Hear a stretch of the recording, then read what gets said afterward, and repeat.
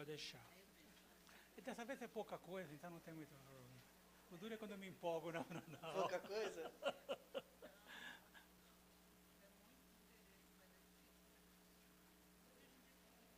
Podemos? Podemos. Tá. Você liga lá?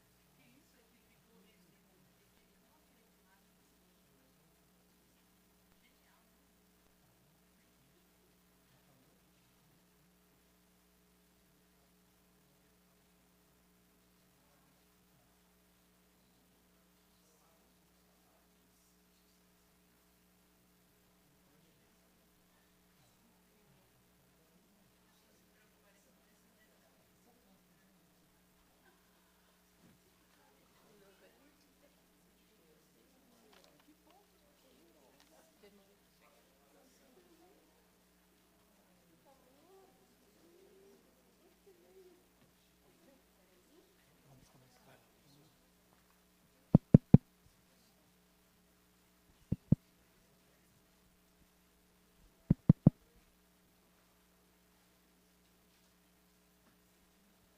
Tá ligado?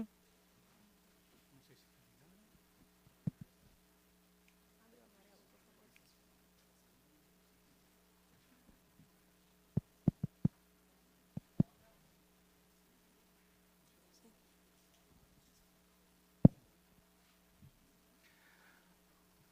Bom, boa noite. Eu vou falar a todos, vocês já fiquem subentendido que é a todos e todas, para não ficar trocando muito as coisas, né? Queria agradecer a presença de vocês, daqueles que estão aqui fisicamente presentes e de quem está nos acompanhando pela transmissão pelo Facebook, e dizer que é uma enorme satisfação para nós estar recebendo vocês nesta noite, para esse evento que tem sido assim bastante, tem esperado uma expectativa muito boa a respeito dele. Eu sou Alfredo dos Santos Júnior, atualmente ocupo o posto de diretor executivo do Instituto GESC, e que em conjunto com a Fundação Instituto de Administração, Faculdade FIA de Administração e Negócios, está promovendo este encontro, esta palestra para nós todos aqui. Nós queremos começar exatamente pedindo licença para vocês para apresentar um pouquinho, embora acho que a grande maioria conheça, mas talvez não conheça tudo, o que a FIA faz. Oi, querida. Okay. Um pouco da FIA e também um pouco do trabalho que o Instituto faz. Ok? Nós temos aqui um vídeo, Mona, para apresentar da FIA.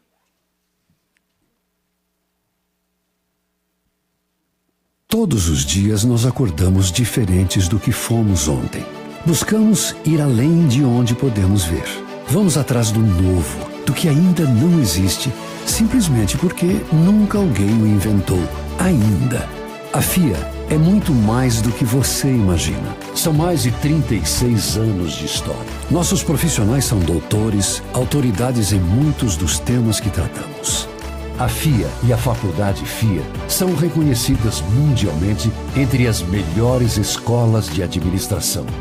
E essa qualidade é refletida nas parcerias e intercâmbios que fazemos com diversas universidades ao redor do mundo.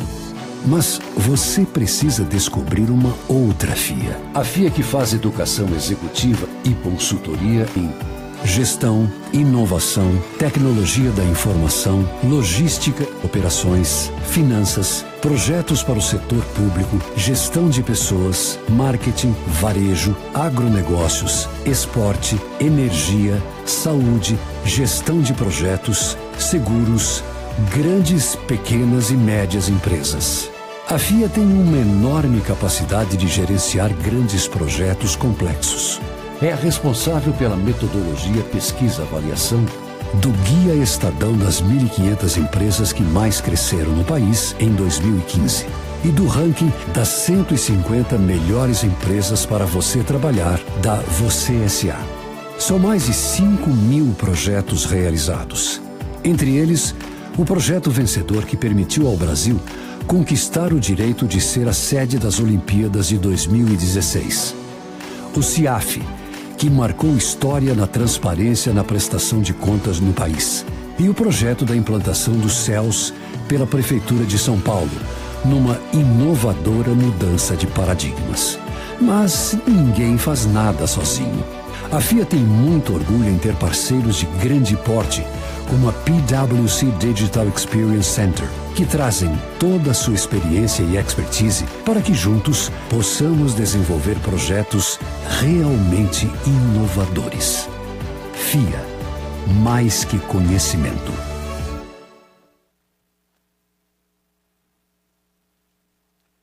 Tenho certeza que por mais que nós conheçamos a FIA, quando a gente se filma, a gente vê que é muito maior do que a gente imagina, né? E nós sentimos um imenso orgulho, o Instituto GESC tem um imenso orgulho de fazer parte dessa família, né? Aliás, foi por conta, foi dentro da FIA que alunos e ex-alunos dos cursos de MBA, do primeiro MBA da FIA, lá em 93, 94, se juntaram para criar, né, uma associação com o objetivo de prestar serviços de natureza social, serviços de gestão para organizações da sociedade civil. Acho que eles não imaginavam naquele momento o que proporções isso ia ter. A ideia era ter uma associação que fizesse alguns trabalhos. Isso evoluiu para um programa de gestão, o primeiro que nós tivemos para o chamado terceiro setor no Brasil, o GESC, Gestão para Entidades da Sociedade Civil, que em 2004 já era reconhecido como um dos melhores, se não o melhor programa de gestão para organizações da sociedade civil, e que deu origem, então, ao Instituto GESC, uma organização que nasceu dentro da FIA, que está hoje dentro da FIA, né, e que tem como missão fortalecimento da sociedade civil, através principalmente da gestão e do trabalho em rede. Então, a FIA é o nosso principal mantenedor, né? Hoje nós estamos lá e temos, como disse a vocês, um imenso orgulho, né, de fazer parte desse colosso, dessa escola, hoje uma escola completa de negócios e uma das melhores, se não a melhor, do país, né? Para nós é um prazer muito grande estar com vocês. E somos os dois, a FIA e o Instituto GESC, que estamos promovendo esses encontros. Essa parceria já tem 3 anos e a gente procura ter um calendário, um objetivo de fazer 4 programas por ano, né? Mais ou menos na linha do que nós vamos ter hoje. A ideia é um pouquinho diferente, daqui a pouco eu falo um pouco mais, mas a ideia é de trazer temas de interesse, né? No IGESC, em parceria com a FIA, com o Alumni, que é o serviço interno da fundação da escola, que busca estreitar as relações com os seus alunos, a ideia é que a gente promova uma oportunidade de network e, ao mesmo tempo, traga assuntos de interesse. Às vezes até um pouquinho fora, né, do esquema tradicional que a gente trata dentro de uma escola de negócios. É isso que nós estamos procurando fazer aqui nessa noite. Mas antes disso, eu queria dar alguns avisos, né, colocar algumas pequenas instruções aqui. Em primeiro lugar, o evento está sendo filmado, né, está sendo transmitido através da fanpage do IGESC e da FIA pelo Facebook, e também, por solicitação do nosso parceiro desta noite, do Médicos Sem Fronteiras, ele está sendo transmitido para outras localidades fora do país, daí que ele está sendo traduzido. Estamos operando com tradução simultânea. A Verve Traduções é quem está fazendo esse serviço para nós, está fazendo para nós nessa noite, né? Eu imagino que todos já tiveram a oportunidade de assinar a lista de presença, de confirmar a sua presença. Se alguém não fez, por favor, o faça. Vocês também receberam uma avaliação. Nós gostaríamos muito que vocês preenchessem e entregassem ao final essa avaliação, porque para nós é uma maneira de a gente sentir, né, como é que foi a receptividade para o evento e poder programar efetivamente os próximos. O nosso esquema, nós vamos dividir a coisa em três etapas. Nós vamos ter a apresentação, né, do nosso palestrante. Em seguida, nós vamos abrir para uma sessão de perguntas. Então, eu vou pedir a vocês que deixem as perguntas para o final da palestra. E depois disso, nós vamos ter a oportunidade de bater um papo descontraído, num pequeno coquetel, que nós vamos ter aqui, no lugar aqui, anexo aqui ao auditório, saindo aqui à esquerda. Eu acho que é uma excelente oportunidade de conversarmos, de conversarmos com o nosso palestrante, de interagirmos, né? Os objetivos desse encontro são sempre esses: interação, networking e proporcionar conhecimento. Essa é a ideia. Então, vamos aproveitar esse espaço que a gente tem disponível. Eu queria fazer dois registros que considero justos e importantes.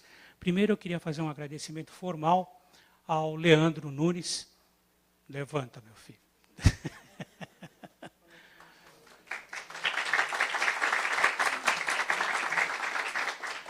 Podem aplaudir, porque o Leandro é o grande responsável por esse evento estar acontecendo. Ele já tem, ele tem o contato, ele tem a ideia já há algum tempo, e ele está valendo. Vamos fazer. Né? E ele é persistente. Né? Então, quando ele conversou conosco, nós estamos, você acha que o GESC tem interesse? Claro que tem interesse. Né? Nós não queremos simplesmente ficar no caminho técnico, nós queremos apresentar coisas que sejam de um horizonte um pouco diferente. Né? Então, concordamos, topamos com a ideia do Leandro, e dali para frente ele foi um guerreiro nesse negócio. Ele que cuidou dos contatos com o pessoal do Médicos Sem Fronteira, ele que fez ponte com divulgação, assumiu o comando de lá. Então, se hoje a gente está tendo essa oportunidade, né, nós aqui, os à distância, eu não sei se o sucesso ou a culpa, nós vamos ver isso no final, é do Leandro. Né? Eu só posso desejar, meu amigo, que você mantenha esse espírito empreendedor, né, na sua carreira. É isso que move o mundo. É que quando a gente sente que não vai dar, você fala, não vai dar sim que as coisas caminham. Obrigado. Também queria fazer um registro preciso fazer um registro de agradecimento à minha assistente, a Janaína, que eu acho que ela não está aqui, deve estar lá fora, trabalhando, mas é alguém que, junto com o Leandro, também que... a melhor coisa que pode acontecer para alguém que tem um trabalho assim é ter gente com quem você fala, faz, a pessoa vai e você se despreocupa fazer. Então, esses dois fizeram essas coisas acontecerem efetivamente. E, por último, já queria aproveitar para fazer meu merchandising, né? Convidá-los para a próxima palestra, que vai acontecer no dia 6 de junho. Né? E vai também ter um tema bastante diferente. Nós vamos falar sobre controle social, sobre como a sociedade civil pode participar de um assunto pouco importante, que é controlar como é que o governo gasta o seu dinheiro. Sei que é um assunto que não está na moda, mas de qualquer maneira acho que vale a pena tratar. Nós vamos ter aqui a presença de uma Procuradora-Geral da União, que vai falar um pouco sobre controle social, e vamos ter a oportunidade de conhecer uma organização que faz controle social, que é o Observatório Social do Brasil. Então, não percam essa apresentação. Nós tivemos outro dia uma oportunidade de ver a doutora Rose falar sobre fazer uma apresentação. É muito bom, tenho certeza que vocês vão gostar. Vocês vão ser informados pelos nossos canais de comunicação. Acho que eu não esqueci nada. Né? Esqueci? Não, ótimo. Então, vamos... Obrigado, amor. Eu achei que tinha esquecido alguma coisa. Então, vamos então partir para o nosso trabalho. Esse nosso encontro de hoje ele tem o objetivo de mostrar um pouco mais do trabalho da entidade Médicos Sem Fronteiras, uma entidade humanitária que atua em cerca de 70 países. O que nós pedimos para eles? O que nós pedimos para o nosso palestrante Luiz Otávio? Eu falei, olha, nós gostaríamos de ter dois grandes ramos nessa nossa apresentação. Um que falasse da Médicos Sem Fronteiras. Eu acho que todos nós aqui estamos interessadíssimos em ouvir como é que eles trabalham, como é que eles funcionam, que tipo de dificuldades eles têm, que são inúmeras. Mas, como estamos numa escola de negócios, nós pedimos também que eles nos fizessem um painel de como é que alguns aspectos da gestão dessa organização são feitos. Porque a gente imagina, deve ser um negócio complicadíssimo, que é uma organização que está presente em 70 países. tem que se articular com governos, trabalhar com voluntários e gerir, prestar contas. Né? Falou, posso falar da logística? Eu falei, eu não consigo imaginar como é que é uma logística de uma organização desse porte com essa capilaridade.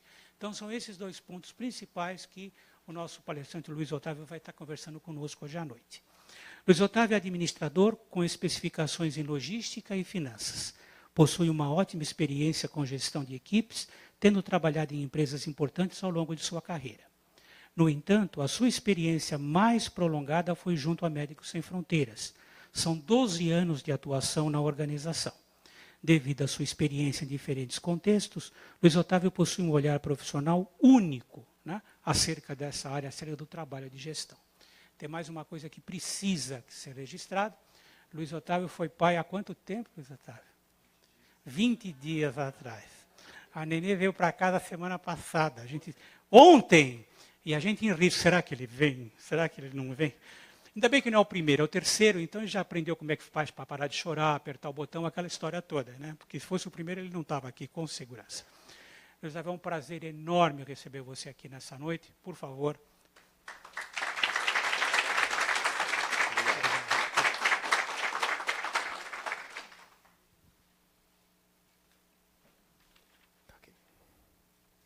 Bem, boa noite. Meu nome é Luiz Otávio, como foi apresentado. Eu comecei em Médicos Sem Fronteiras em 1997. Eu tinha ainda 22 anos quando comecei. E comecei como a gente chama dentro da organização como staff nacional. Foi no primeiro projeto, foi no segundo projeto de Médicos Sem Fronteiras no Brasil, no Amazonas. Era de saúde indígena, né? Médicos Sem Fronteiras, eu vou sempre repetir de forma viciosa MSF, porque Médicos Sem Fronteiras é muito longo, a gente sempre usa MSF. Quando eu comecei, eu nunca tinha escutado falar sobre o que era MSF, eu me apaixonei pelos valores e princípios de MSF. E hoje, por exemplo, muita gente já conhece. Sempre que eu estou andando, ou que alguém vê minha mochila com um símbolo, com logo de MSF, pergunta, você é de Médicos Sem Fronteiras? Sim.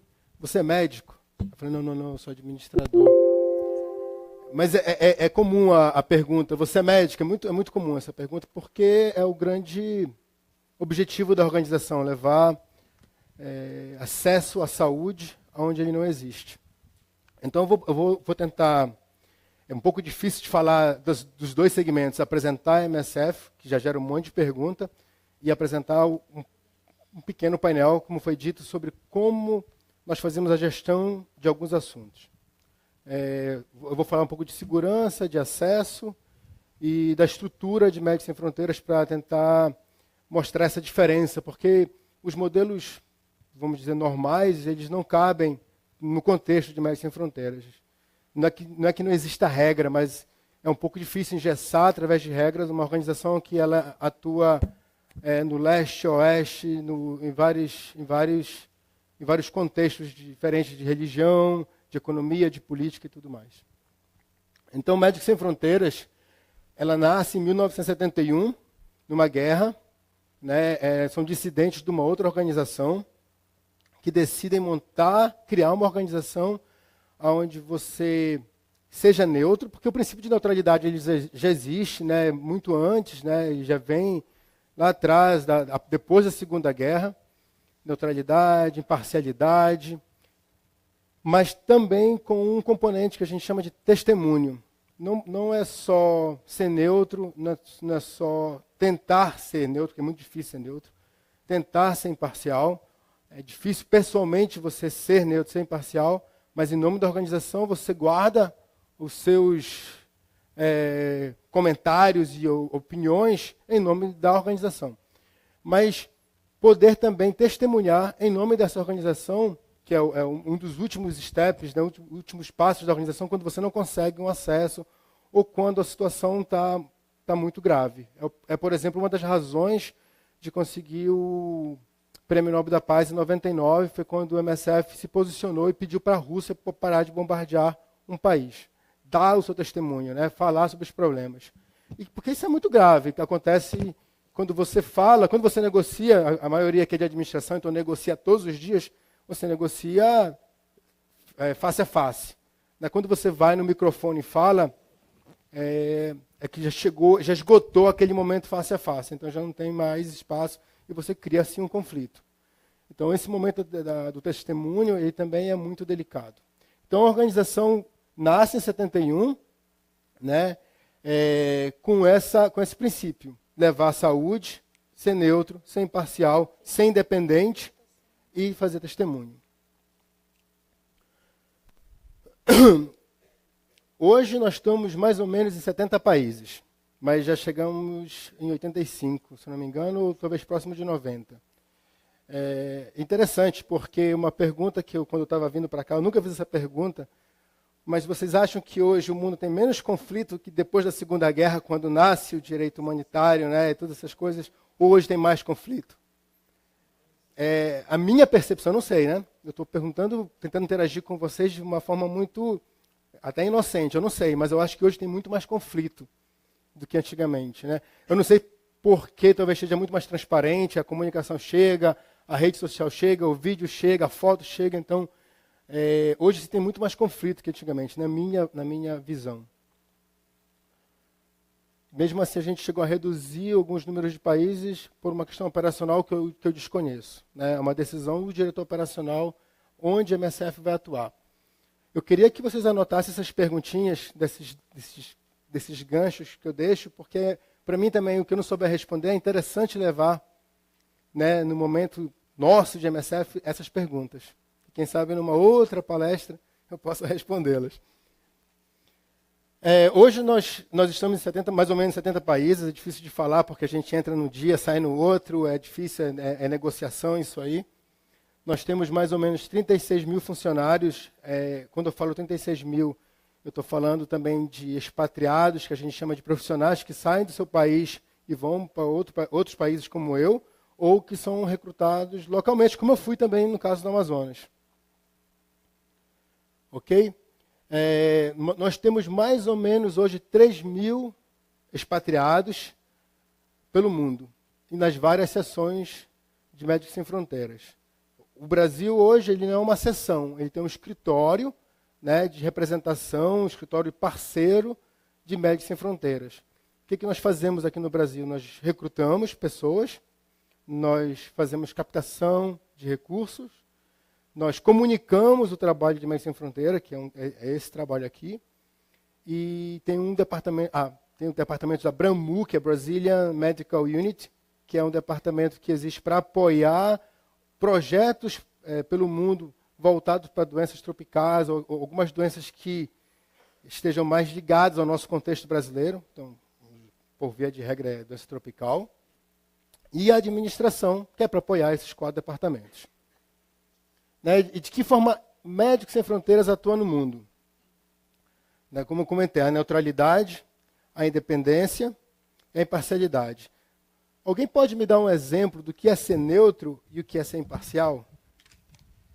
Apesar de estar escrito aqui, né, mas é sempre confuso, né, o que é ser neutro e o que é ser imparcial.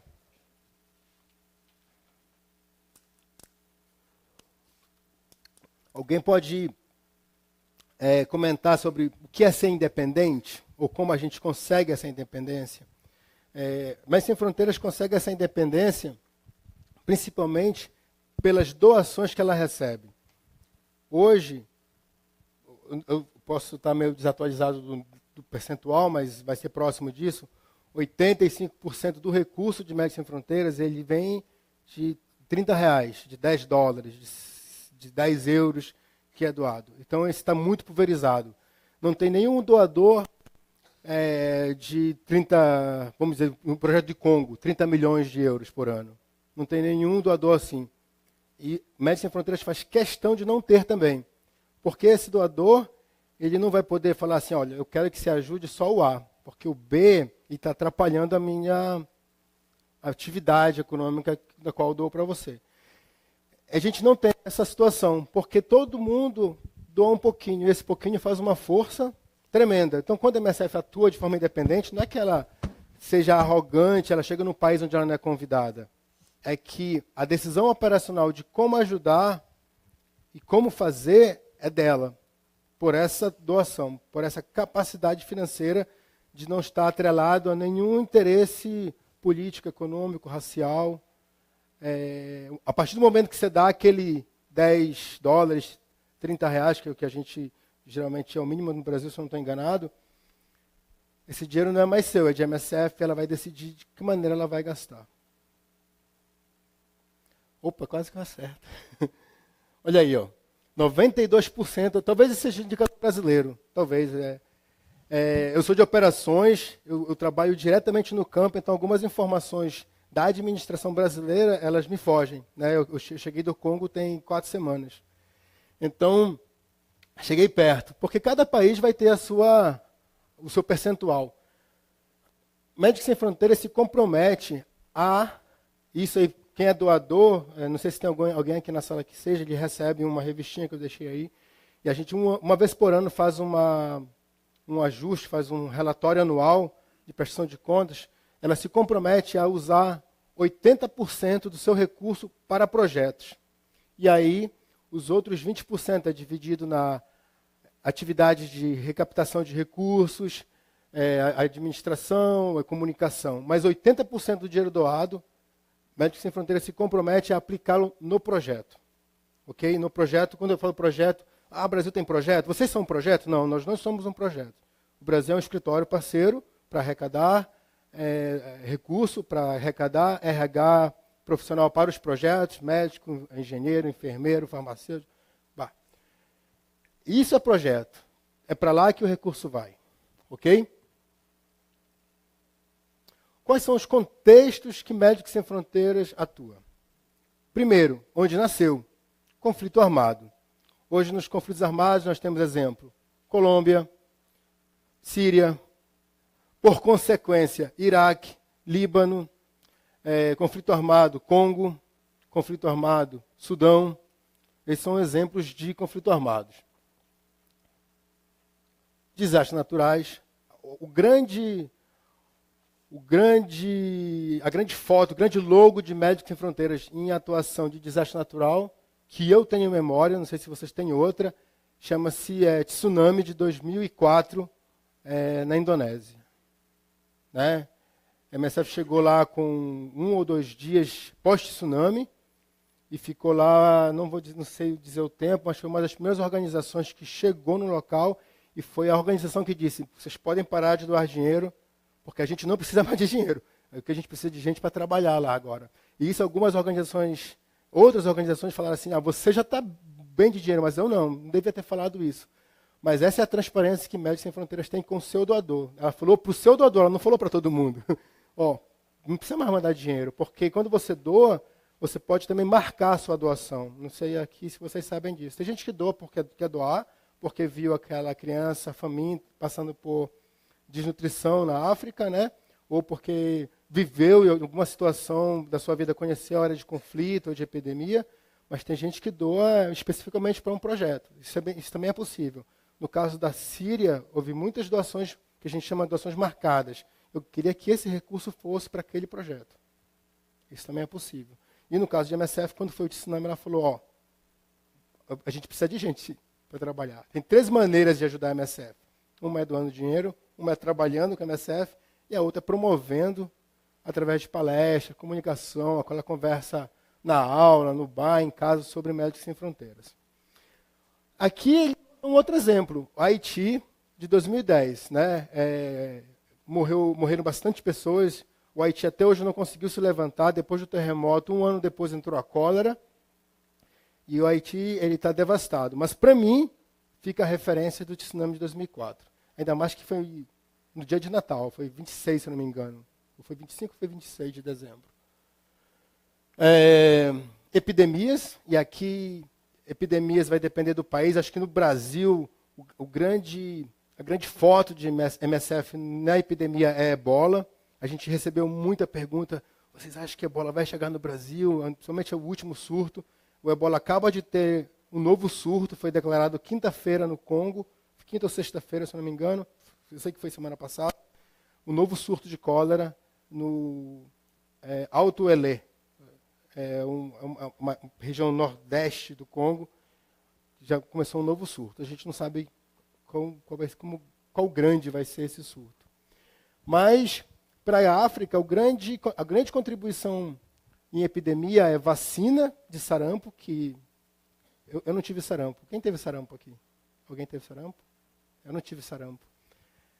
O que para a gente é normal, eu tenho 3 filhos agora, essa é a terceira, né, 20 dias atrás, levar os filhos para vacinar, teve aqui em São Paulo uma atividade de MSF falando caminho da vacina para mostrar a dificuldade que é vacinar uma criança na África.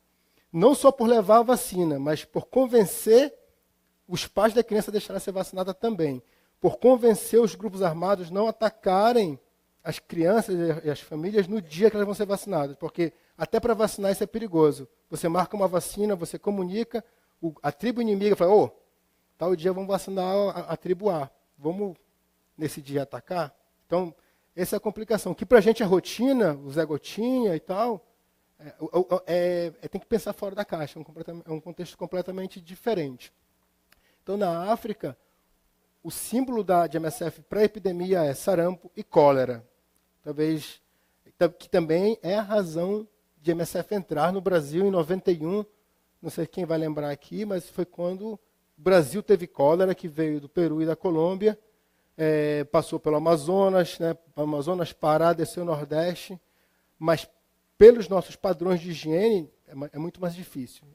Não tenho aqui, mas eu tenho foto na África da gente estar conversando com alguém, ela baixa no lamaçal, no rio, e bebe água. Alguém está fazendo cocô bem ali, tem um barco parado bem ali, tem um esgoto bem ali. E se eu tomar aquela água, é capaz que ele vai pegar cólera, capaz que não, mas se eu tomar, eu sei que eu vou ter alguma coisa. O organismo acostuma. Então, cólera, que também é onde eu mais atuei, eu não atuei em ebola, por exemplo, mas cólera eu tenho várias atuações, cóleras e vacinas. Desnutrição, ok? A desnutrição não é uma questão somente de acesso, a região é pobre, não produz alimento. Vocês estão vendo aqui no braço da criança um muac. Eu não tenho um aqui. Aquele MED tem verde, vermelho e amarelo. Quando está amarelo, quando está laranja, já está desnutrido. Quando está vermelho, está desnutrição grave.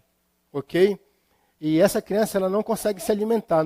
Por via de regra, essas crianças não conseguem se alimentar.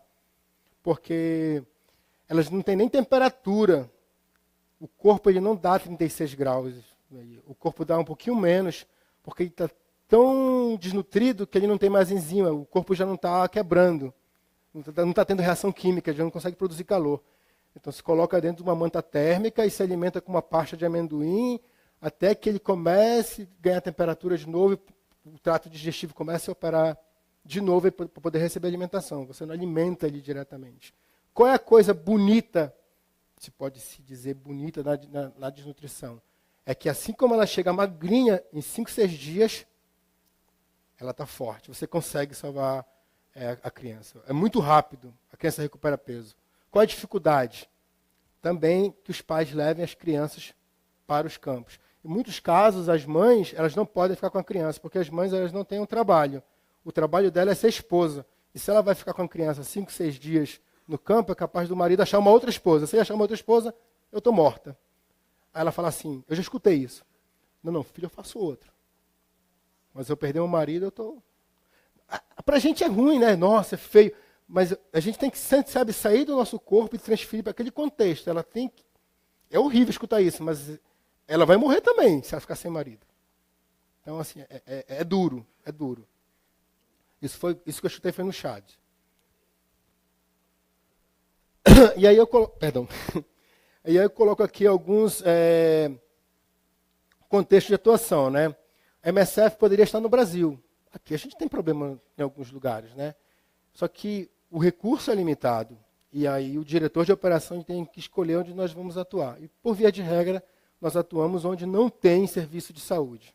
Ou quando tem, ele é bastante precário. Quando eu falo bastante precário, não tem médico, não tem vacina, mas eu digo não tem lugar onde vacinar. Você constrói, não tem estrutura, não tem uma infraestrutura, né? Eu tenho aqui, depois que no coquetel eu posso mostrar, eu tenho aqui no celular, eu acabei de voltar do Congo, uma mesa de cirurgia completamente enferrujada. Então, assim, de novo, quando eu vejo isso, eu me ponho no lugar do paciente. Falo assim, nossa, se eu fosse operado aqui, eu ia morrer, porque o meu corpo não tem estrutura para aguentar isso.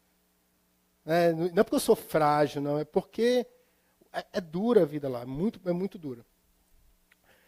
Conflitos armados contínuos, né, principalmente que geram deslocamento de pessoas. A gente tem exemplos aqui no Brasil mesmo agora, na minha região está acontecendo isso.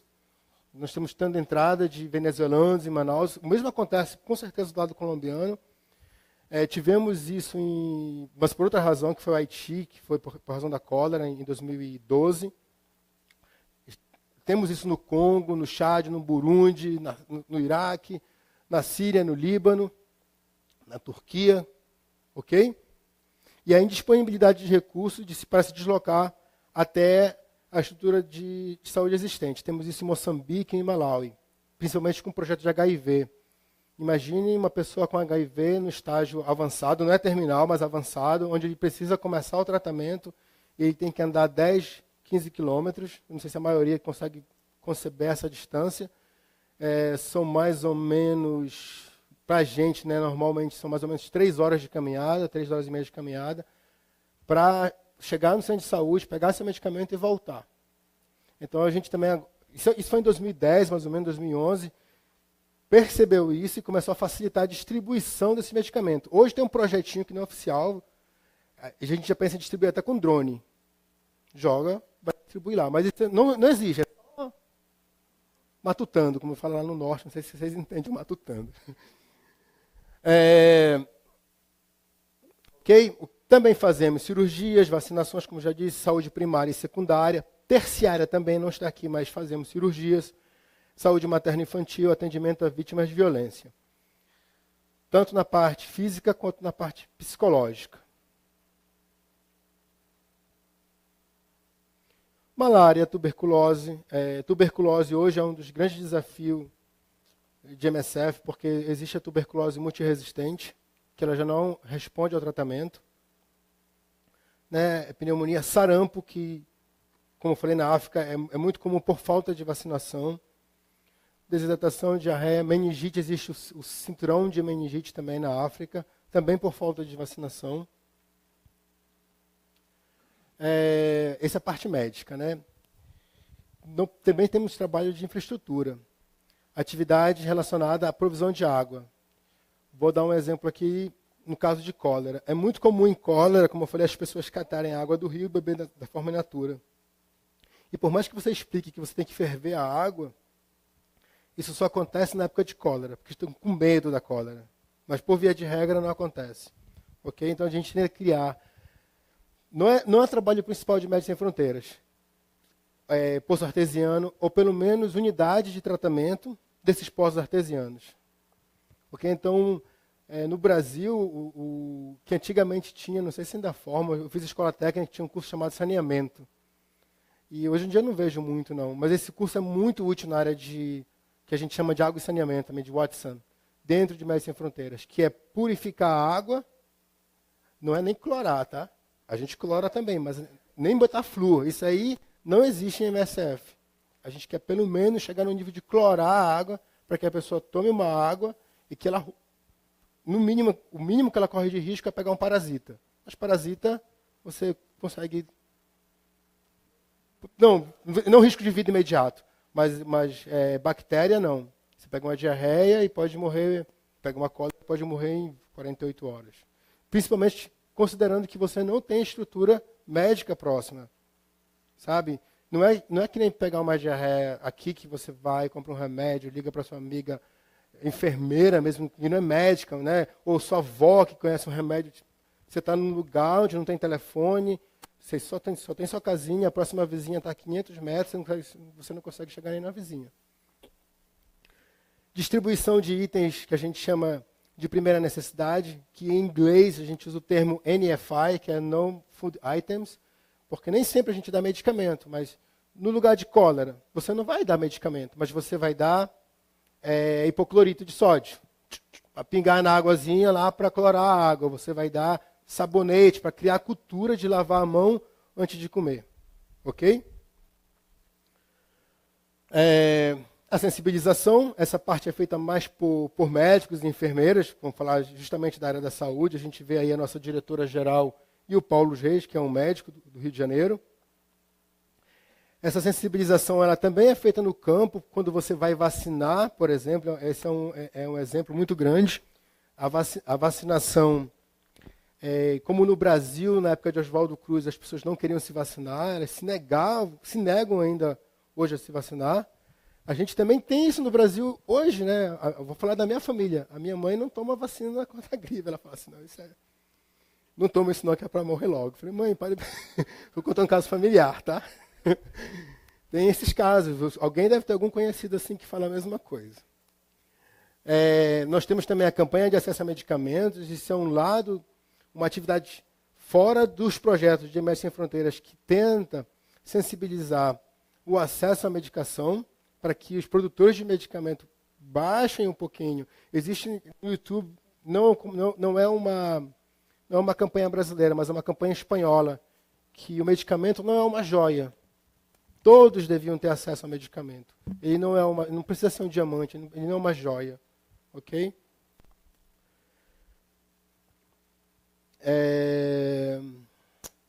Vamos lá. Vamos entrar aqui na parte de RH. Sempre me perguntam, você trabalha, que você é um anjo. Eu não sou anjo, né? Eu tenho família, meus filhos estudam em colégio, tem curso familiar. Todos os trabalhos voluntários de MSF, a gente usa o termo voluntário porque você se voluntaria a ir a esse campo, a essa situação, mas todos eles são submetidos a um processo de seleção e são remunerados, têm seguro de vida. Né? A diferença é que você trabalha por contrato. Começa tal dia, termina tal dia e, quando acaba seu contrato, acaba o seu salário, você tem um prazo aí de plano de saúde, porque você pode ter alguma sequela da missão que você veio, e depois de 3 meses ele cessa. Mas, em teoria, você pode voltar de um projeto e emendar no outro. Em teoria, mas geralmente, por exemplo, eu volto de um para um mês e meio, aí eu vou para outro. Ok? Então, todos são remunerados. Que tipo de profissionais de Médicos Sem Fronteiras precisa hoje? Né? Principalmente, tá aqui eles colocaram, o pessoal da comunicação colocou logo em evidência, cirurgião, anestesista e ginecologista. A gente chama de GAIS, é porque cirurgia é com S em inglês. Então, mas temos médicos generalistas, pediatras, epidemiologista, enfermeiro, obstetra, farmacêutico, psicólogo e psiquiatra, que devia estar aqui no meio do médico, administradores, tanto da parte da rotina administrativa como das finanças, biomédicos, que é a parte de laboratório, especialista em água e saneamento, o logístico e fisioterapeuta. Hoje eu vou falar da logística somente, porque a logística ela abre em 10 famílias dentro da logística, do Dome Logística. Quando a gente fala em logística, a gente pensa sempre em, pelo menos eu imagino, né, que a maioria pensa sempre em estoque, transporte, armazenagem e distribuição. Imagino que esse seja o sinônimo da palavra logística. Em Médicos Sem Fronteiras a gente fala de infraestrutura, fala de segurança, fala de água, fala de tecnologia, porque nós vamos para um lugar que não tem nada. Antes de estocar, a gente precisa saber como vai chegar lá. E tem um filmezinho que eu queria passar, eu não sei como passa aqui. É só clicar aqui direto. Não é esse mesmo. Não, esse não, não é esse não. É daquele mesmo ainda. Esse aqui. Esse é outro. Vai estragar a surpresa, esse aqui é. Só clicar.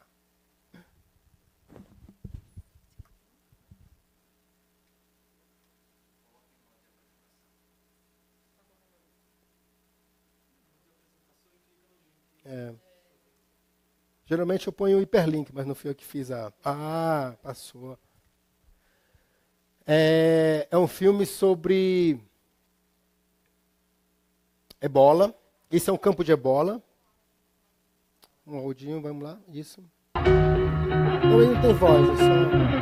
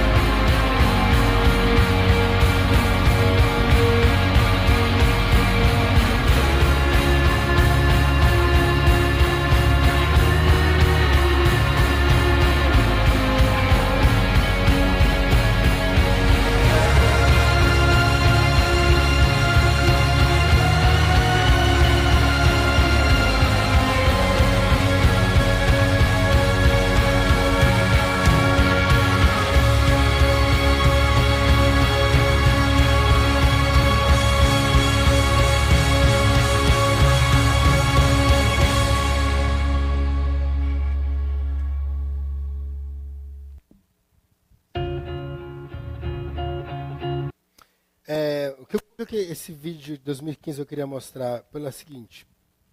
Você vê desde zona destruída até uma área de pediatria bem arrumadinha, né?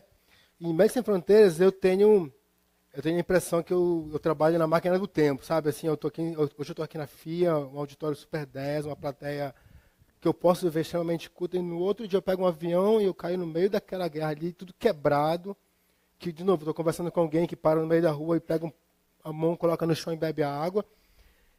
Sabe? E isso para mim me motiva bastante, essa capacidade de me deslocar nessas dimensões onde eu ando, né? E aqui termina aqui esse ebola com aquela senhora que faz assim saindo e tem uma fila da equipe médica, da equipe de saúde. Por que a MSF tem aquilo ali no final? Porque quando aconteceu o ebola, como esse surto principalmente, onde morreu muita gente, mesmo que você escapasse da ebola, que teve uma taxa de mortalidade, se não me engano, de 57%, que não foi tão alta como as anteriores, quando a pessoa saía, ela era estigmatizada pela comunidade dela. Ninguém mais queria falar, não podia mais casar, não podia se relacionar mais com ninguém. Ela ficava isolada, porque as pessoas tinham medo de pegar ebola. Então, aquilo se criou um procedimento de saída do hospital, da clínica de MSF. Então, a equipe médica inteira, local e expatriado, abraçava o paciente, dava um certificado de saúde para quebrar esse estigma. E fazia isso fora do hospital, para todo mundo ver. E isso, o próprio médico ele tem que acreditar, né? A enfermeira tem que acreditar no trabalho que ela fez, porque você vai abraçar alguém que teve ebola. Num país onde você tem um protocolo que você não cumprimenta apertando a mão. Quando você trabalha com MSF, você cumprimenta, olá, como vai, tudo bem? Porque o protocolo você não aperta a mão, porque o risco era muito alto de contaminação. E você, no final do tratamento, abraçar, é uma prova que o negócio está bom. Ok? Eu vou falar um pouquinho do Congo. Eu escolhi o Congo porque foi o último país agora que eu cheguei. Eu já fui 4 vezes para o Congo, 4 vezes em diferentes locais do Congo. O Congo é o segundo país do mundo em biodiversidade, principalmente para o Brasil, por sinal. Extremamente rico em diamante, petróleo, nióbio, tem um monte de coisa lá. E também isso é a desgraça do Congo, porque se ele fosse pobrezinho, ninguém estava lá fazendo guerra para extrair os recursos do Congo.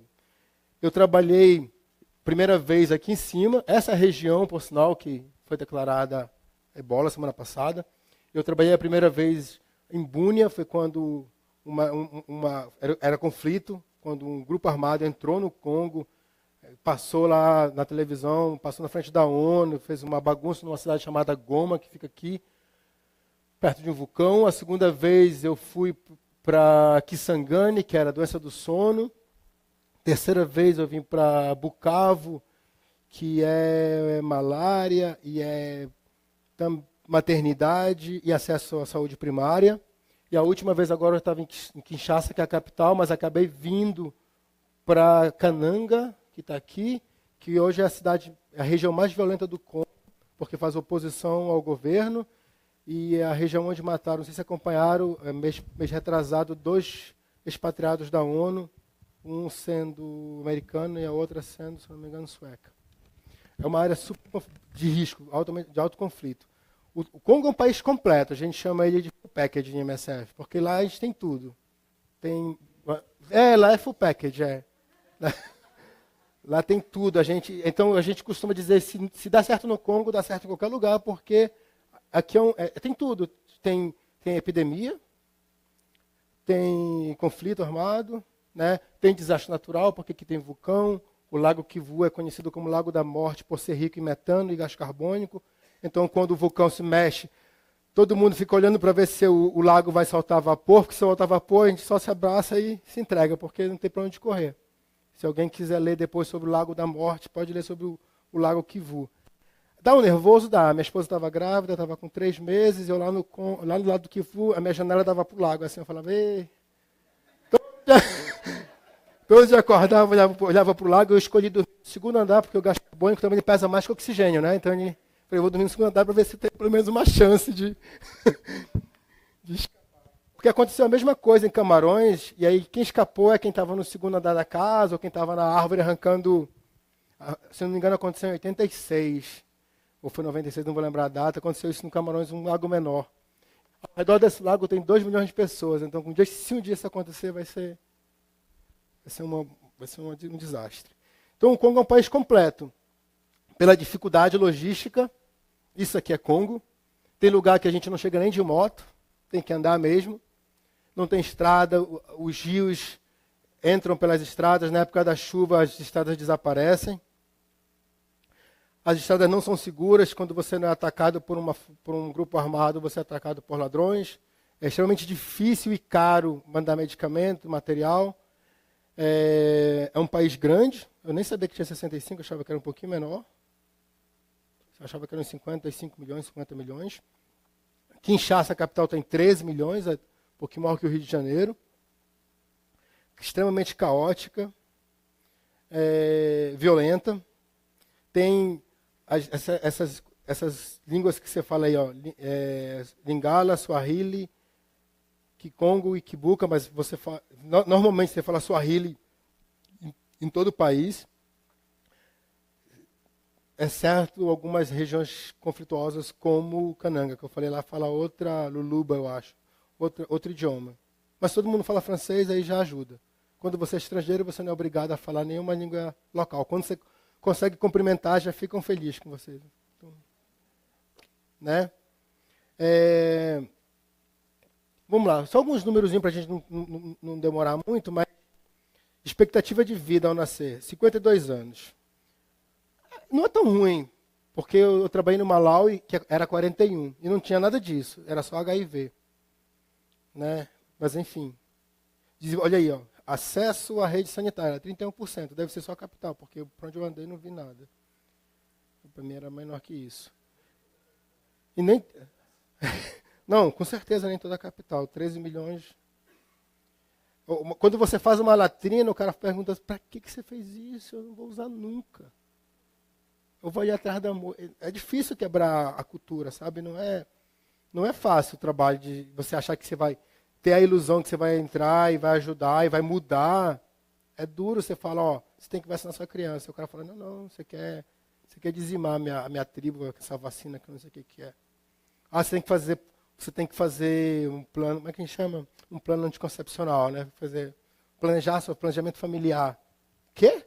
Eu tenho que dar quantos filhos meu marido quiser, senão ele vai catar minha prima, porque existe ainda aquele casamento de, não sei o nome, aquele casamento em que você, acho que ficou melhor para quem está assistindo agora, aquele casamento que você paga como é que chama? O dote, vai ser outro nome lá, você paga o dote.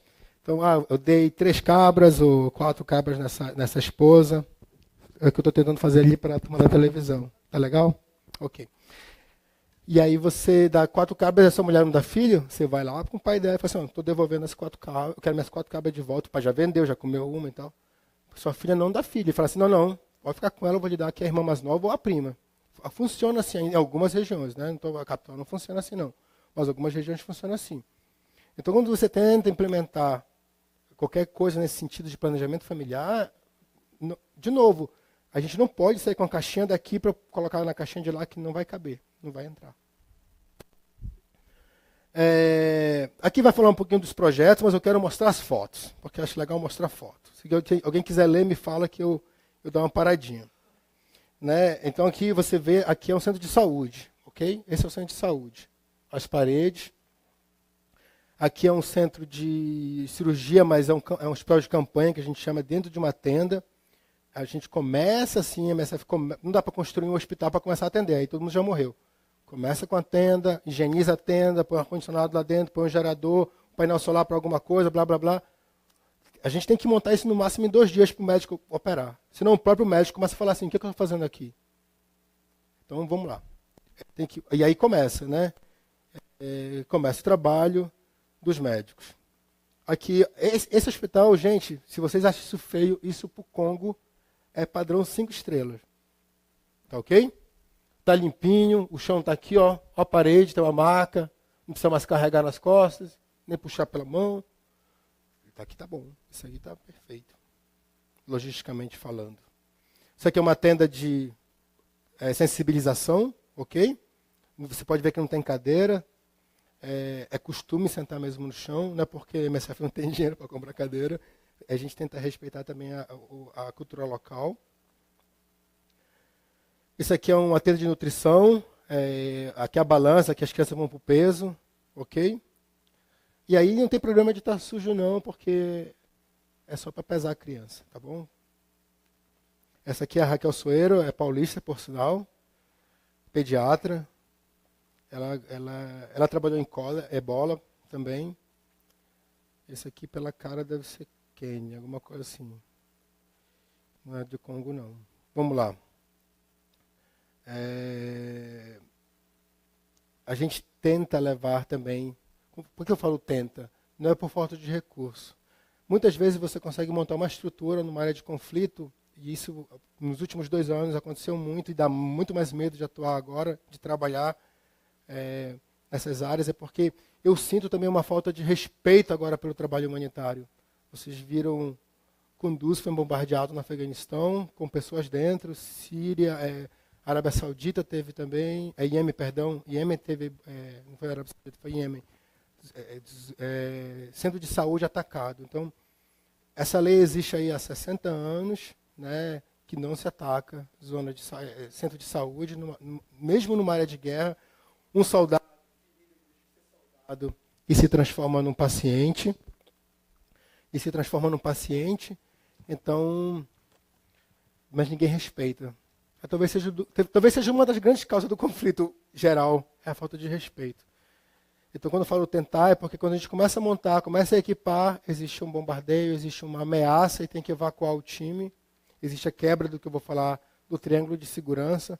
E aí perde o recurso, perde toda a estrutura. Não tem como fazer uma equipe para tirar. Deixa lá e tira o pessoal. E se deixa lá, em 24 horas não tem mais nada. O avião humanitário. Muitas áreas a gente não tem atendimento por aeronave comercial, então ou a gente aluga, ou existem ONGs que prestam esses serviços também. Aqui um pronto-socorro, um centro de saúde, né? Sempre identificado com a bandeira de Médicos Sem Fronteiras para dizer que aquela área é uma área de saúde e que não deve ser atacada, deve ser respeitada. Vou passar aqui um pouquinho, que eu quero... olha aqui, ó, aqui também já está um nível bem mais alto, ok? De assistência médica. Também trabalhamos com a zona a gente chama de zona, não chama de lixo hospitalar, tem outro nome que me foge agora em português. Nós criamos desde a incineração, a destruição das agulhas, para que elas não fiquem, e a destruição de medicamentos também, para que elas não fiquem ali no meio ambiente e venham causar danos, né, posteriores à população ou ao meio ambiente também. Aqui é um campo de refugiado, padrão, tenda. Esse aqui já está um pouco até mais bonito, que já tem o plástico, porque eles começam normalmente só com a palha. Esse que já chegou alguma organização e já doou o plástico para eles fazerem o teto. Aqui uma saída de cólera, isso aqui é um campo de cólera. O campo de cólera tem aqui o balde de desinfectar na hora de entrar e na hora de sair, o pé e a mão, para que não leve a cólera. Geralmente é uma área onde todo mundo vomita e tem diarreia, então é muito fácil contaminar os pés. Não que você vai se contaminar, mas você vai levar essa contaminação para o exterior, né, para fora. O que eu vou falar isso aqui depois. Vou entrar aqui com o tempo super curtinho na parte da logística. Como é que a gente tenta atuar? Tenta dar uma resposta efetiva entre 48 e 72 horas no local quando é um desastre natural. Quando é epidemia, obviamente, esse tempo é diferente, né? A epidemia ela não sai de um dia para o outro, então você já está monitorando, já mandou uma equipe médica, é diferente. Geralmente isso é para uma emergência, né? Para um tsunami, um terremoto. Nós temos vários centros espalhados pelo mundo, mas é isso que eu quero mostrar. A logística cuida disso, né? Da cadeia de suprimento, que é supply, a distribuição, o transporte, a energia que no local não tem, a gente monta, o transporte, a comunicação, que em muitos lugares hoje, apesar de ter celular em todo mundo, a gente ainda usa muito rádio, VHF ou HF, a gestão de segurança, a cadeia de frio, principalmente para a vacina, o que encarece muito mais uma campanha de vacinação. tanto pela estrutura que a gente tem que comprar de freezer, de gerador para manter, de gasolina ou diesel para manter esse gerador rodando, como o risco de perder essas vacinas. Porque tu vai para uma área com o gerador é novo, mas ele pode falhar, e é uma área onde tu não vai ter um recurso técnico. Vou ligar aqui para assistência técnica no meio do Sudão. Não tem ninguém lá. E para o próximo chegar deve demorar uns 2 meses. Então a gente perde também material, tem risco de perda. Construção, a gente tem um log, a gente chama log constructor, que geralmente é arquiteto ou engenheiro, para tentar construir de forma decente uma infraestrutura. Gestão de segurança, já falei, está repetido aqui. Ok? Então, a logística cuida de tudo isso. Tem um cara que faz tudo isso? Não tem. Então, cada um tem que cuidar da sua área. Hoje eu coordeno uma equipe dessa, mas uma coordenação de equipe multidisciplinar, 70% do meu tempo é dedicado a conflito de RH. E 30% é técnico. Alguém tem problema parecido aqui? Como o MSF funciona? Perdão. Vocês vão ver um layout muito parecido com o que tem nas empresas. Nós temos um diretor de operações, nós temos células, né, de departamentos que vão dar apoio para a coordenação do projeto, que é esse nível aqui, e essa coordenação de projeto ela vai dar apoio aos coordenadores de terreno. Cada país tem 3 a 4, chegando a máximo 5 projetos. Cada país tem uma coordenação, 5 projetos. Cada célula tem, em média, 4 países para tomar conta. Então, aí você vai fazendo esse escalonamento. É dessa maneira que Médicos Sem Fronteiras se organiza. Com essa linha azul sendo uma linha hierárquica, onde você presta conta da sua atividade, né, para essa linha azul, e essa linha vermelha, que é o apoio técnico. Muitas vezes o seu chefe hierárquico ele não dá conta de apoiar você tecnicamente. Então, a gente tem essas linhas vermelhinhas pontilhadas, onde alguém que já esteve ali, hoje está lá na célula, está na coordenação, vai apoiar você tecnicamente, vai fazer recomendações e sugestões. Mas ele não é seu chefe. Ele não é o cara que vai tomar, ele não é o decision maker, ou o taker, né, no caso. Ele só vai apoiar você tecnicamente. Vai dar a consultoria interna de MSF. A solução está aqui, você vai fazer? Eu não sei, então é contigo. Como é que a gente organiza inversamente a decisão do projeto? Aquele cara que eu mostrei agora foi a hierarquia e o apoio técnico. Aqui é a tomada de decisão para abertura de projeto. Aí a gente inverte. O conselho administrativo, a direção geral, o diretor de operação, ele vem para baixo e quem toma a decisão são os projetos dos países. O que é isso? O projeto faz a proposta de intervenção, porque ele está lá, ele está vendo qual é a dificuldade, ele está vendo o problema e ele propõe a solução. Essa proposta de solução ela é debatida dentro da célula. Obviamente, como qualquer na empresa de vocês ou onde vocês trabalham, é desafiando. Por quê? E por que não assim? E por que assim? Me explica. E, obviamente, a gente não tem mesmo indicadores de retorno, porque é difícil fazer um ROI de vida. Se eu gastar aqui $1, eu vou ter quanto de volta? É ao contrário. Tu tenta gastar o menos possível, mas não tem retorno. É a lei do só vai. Tá? Mas aqui a decisão a proposta do projeto vem do terreno, não vem de cima. E ele é submetido ao desafio da coordenação, mas eles não vão tomar a decisão final. Uma vez que a proposta é aceita, é trabalho deles conseguirem os recursos só. Está aqui o recurso. E aí você aí inverte de novo para outro slide e você faz o acompanhamento do que você me prometeu. Porque não fui eu que te dei esse objetivo, foi você que disse que ia fazer. Então, aí inverteu de novo. Então, um pouquinho diferente, né? Mas o contexto é diferente. E aí, como é que é esse enquadramento? A gente tem um contexto de crise, ok? Tiraram as cores, as meninas da comunicação tiraram as cores, tinha umas cores aqui antes. Tem um contexto de crise, tem a necessidade, que é do tamanho do problema da crise, e para você ter a solução, você tem que ter uma resposta do tamanho da necessidade. Só que isso não acontece. A MSF atua aqui nessa interseção onde as meninas tiraram as cores. Atua numa pequena parte do problema.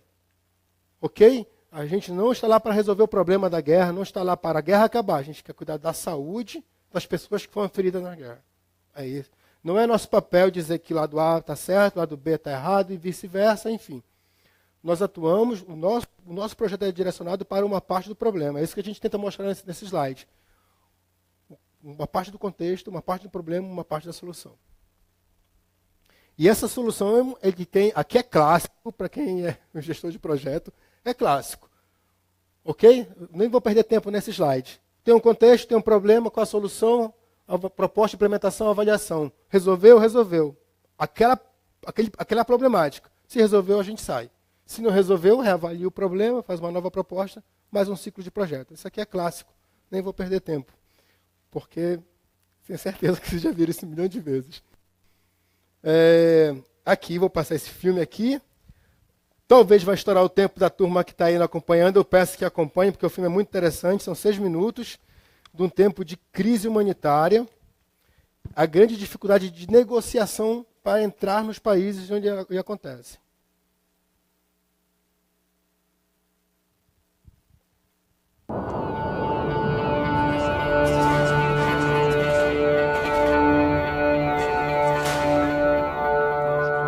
In all armed conflicts, it is civilians, men, women and children, who are the main victims. Forced to bear the unbearable consequences of violence, they flee their homes, are shot at, bombed, maimed, raped, tortured and killed. If infrastructure and healthcare services then collapse, their chances of survival are even more drastically reduced. This is the moment when humanitarian aid is most vital. Yet reaching the victims of conflict is a difficult and dangerous endeavor in which humanitarian organizations take enormous risks to alleviate suffering and to save lives.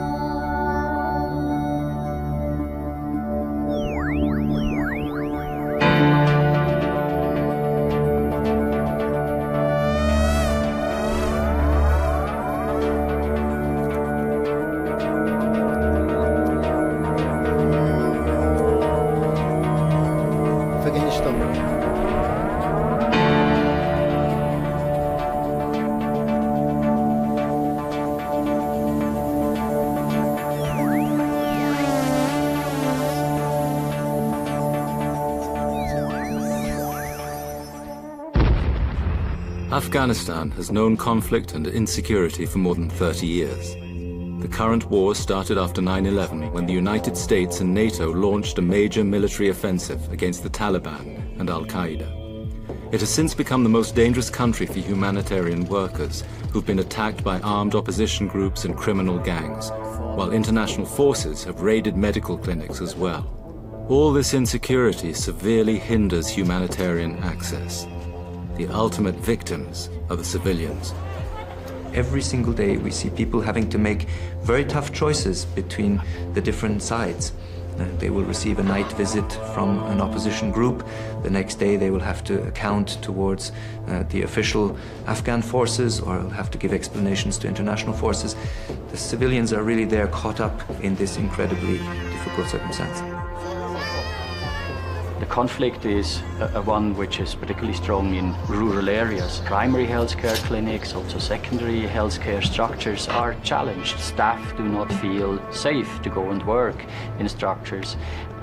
Patients cannot or do not feel comfortable to go to healthcare structures. I'll give you an example. 2006, so a couple of hundred roadside bombs. In 2010, there were 14,000. دکترای ما یا را بوده میشن یا کشته میشن یا بنای بایشان برخورد سیاسی صورت میگیرند که خود از این در برخی موارد برای ما مشکل ساز میشه. دکترای ما آماده نمیشن که در دورترین نقاط افغانستان به خصوص جنگ و درگیری دامه دارن برن عرضه خدمات مسیر انجام بدن. Through dialogue with all the warring parties, MSF and ICRC seek to be recognized and accepted as truly neutral organizations. This is one of the key elements of their approach to security. Today, there are more than 100 international organizations present in Afghanistan. Un élément qui reste à travailler de manière collective au sein de cette communauté d'ONG, c'est l'accès négocié.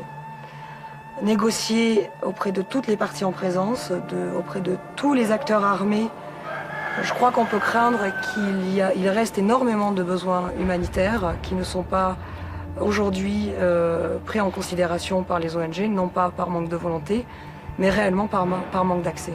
One of the things that's really changed in many of these environments is, if I compare to when I was working in Afghanistan in the mid-90s, is that you've got a confusion, a profusion of actors on the ground, new people who've come into the environment, especially private companies.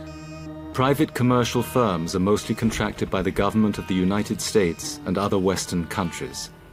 They operate like paramilitary outfits, traveling with armed escorts and living in fortified compounds. The programs they implement aim to win the hearts and minds of the population, and often aid is provided only in return for strategic military information. The risk for aid agencies has increased because of this risk of confusion, because of a risk of confusion between private security companies and private companies and aid agencies. As we saw in Afghanistan in certain cases, the collaboration of people, Afghans in different villages, where the army said, in exchange for information on our enemy and his whereabouts, you will receive humanitarian assistance. So where humanitarian assistance becomes part of the counterinsurgency strategy, that makes the work of humanitarians very dangerous because it associates it with political and military strategies. That's where we see an absolute red line.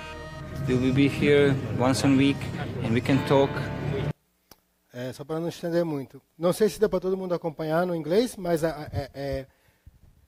de novo, quais são as dificuldades de acessar, né? Quando acontece um conflito, como ele diz no começo, quem paga as consequências de um conflito é a população civil. É ela que não consegue se deslocar internamente porque não tem blindado, é ela que não tem helicóptero, os aeroportos já fecharam, nenhuma companhia comercial vai querer voar seu avião numa área de conflito, ter o risco de perdê-lo e responder processo, blá, blá, blá. Então, a consequência sempre é dos civis. E aqui, nesse exemplo do Afeganistão, é a troca do serviço de saúde por informações. Não é o dinheiro que vale ali, né? Eu tenho informação local e eu troco essa informação para ter acesso à saúde. E isso que a MSF tenta evitar, esse relacionamento ou essa aparência de atividade com alguma outra organização, militar ou não, que presta serviço de saúde para conseguir informação. Em alguns lugares, o atendimento médico não tem nem ficha para que a própria MSF não seja questionada. Quem você ajudou? Ajudei alguém, mas não sei quem era. A intenção é mostrar só um pouquinho do contexto, né? Porque o tempo é curto, enfim. Como é que a gente faz a gestão de segurança? Existem os fatores internos, né? Estresse, a contaminação, os comportamentos, porque todos nós somos pessoas e reagimos de forma diferente à pressão. Os externos, que é a ação da natureza, o terremoto, uma tempestade, a falta de acesso, a falta de infraestrutura, ou um ataque direto ou indireto. Bem, hoje em dia está bem mais direto que antigamente. Como é que a MSF faz essa regra que eu falei lá atrás, da gestão de segurança? A gente tem, primeiramente, o tripé da aceitação. O primeiro pezinho. Nós só estamos onde nós somos aceitos. Ninguém vai de Médicos Sem Fronteiras a um lugar onde não é aceito. Primeiro, porque a gente não tem arma. Segundo, a gente não tem blindado. Terceiro, a gente só usa... Eu até trouxe, esse aqui é a minha lá do Iraque. A gente só usa esse jaleco e a gente acredita que ele é a prova de bala. Aí porque nas costas, ele tem um símbolo de MSF bem grande, que é para o cara não ter a desculpa de dizer que não viu que a gente era humanitário. Então, assim, se não for aceito, a MSF nem entra. Ok? Então tem que ter uma aceitação. Seja de um lado ou de outro, dos dois lados, mas tem que ter uma aceitação. Ok?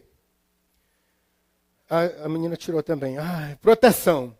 A segunda é a proteção. Nós tentamos proteger as nossas infraestruturas. Saco de areia, onde tem conflito com bala, teto reforçado, onde tem morteiro, e blá, blá. Criamos procedimentos de proteção.